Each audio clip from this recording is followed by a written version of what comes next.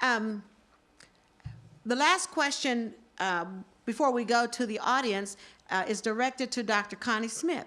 And we know that your office encourages collaboration, a collaborative approach to school improvement. What has been the state's role to assist schools in this effort? And give us a sense of what you see as the next steps as well. When initially, 7 years ago, when we started to work, we had state to school directly technical assistance. And we've learned some lessons from that. We provided an exemplary educator. Dr. Moats is in charge of that program, and it is a Harvard University recently awarded Innovation Award of the Year program, so congratulations to you. But we were bypassing the district or central office. And what we've uncovered is if you don't build the capacity for central office supervisors to provide the support, you're making a mistake.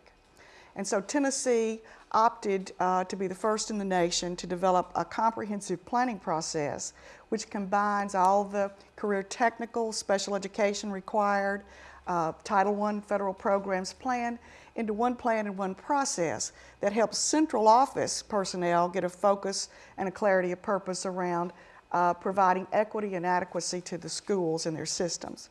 And so now we believe we have a comprehensive approach in being collaborative. We have provided 9 field service center offices that are regionally set. We do provide an exemplary educator to every high priority school and district. And we're working with the Division of Teaching and Learning. Dr. Susan Bunch is our Assistant Commissioner in developing targeted technical assistance in providing teams that do compliance auditing at the district level. So we believe we have a complete approach to looking at this, both performance-based and compliance-based. And our track record with the over almost 300 schools we've worked with, approximately 50% of those have moved off the list. So we're happy. We are considered a takeover state, but we looked at the research, particularly with states like New Jersey and in systems where that had been tried, when the state moves in to take over. And we've opted for a partnership or a collaborative approach with the people who are in the schools themselves.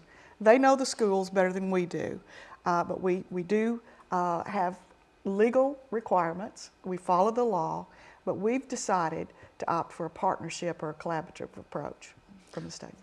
Thank you. I'd like for you to join me in thanking our panelists for this rich discussion we've had today. And we're going to move now to audience participation. So while we are preparing to move to audience participation, we are going to ask 2 last questions. And as you get your questions ready and let us know where you are, we will have microphones that will circulate and come to you so that your questions may be recorded as well. And while you're thinking of those questions and getting them, because we don't want any dead time, we're going to move over and ask two panelists to address this question. And this is Star and Connie, and you can go in any order that you choose. As policymakers, what do we need to do to support the culture where educators are empowered to develop and sustain professional collaborative communities? From the state perspective, we believe that you need to listen to the constituencies who are involved in the school or in the system. They know better than we, even though we've been principals and superintendents. We defer to them and listen in a partnership, and we respect their opinions, and that's the way we develop our policies. We see our policy role in the provision of equity, which is an opportunity for funds and resources, as well as adequacy, which is not as discussed as much, and that's the sufficiency of those resources, the provision of those resources to meet the needs of all children. Thank you. Sarah? And we need to tell them what we need. Right. And this has been a real grassroots effort. And our principals and the site coaches that have been named in each of the schools, I mean, they all tell us one of the biggest needs is professional development. But you have to have time for that.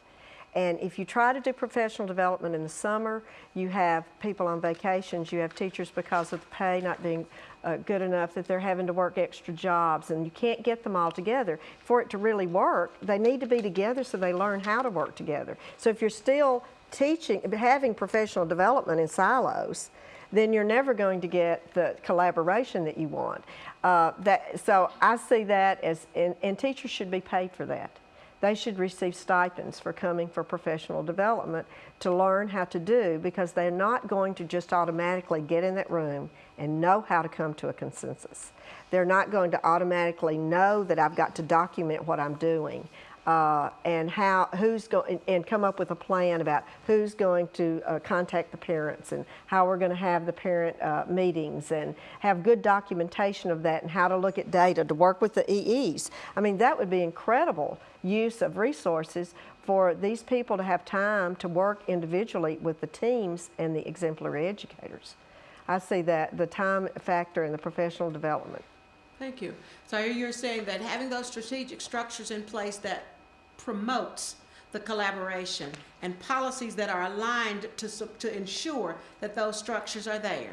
Right. With the support to the teachers. And what I'd also like to put in here, because I think it's very important, the evaluation part. You know, if a teacher is not being evaluated on whether or not they're using collaboration, then they're not going to ever do it. You know, and I don't know that we've got anything in place right now that evaluates that. Thank you. We are ready now for our audience participation. If you will raise your hand, one of the beautiful ladies here with the mics will come to you. And if you will address by name the person you want to ask your question to. If it is to one person, we'd appreciate that. If not, we'll ask the question, and then the audience that it's appropriate, or the panelists that it's appropriate for, will pick it up. So our first question comes from the young lady on the left.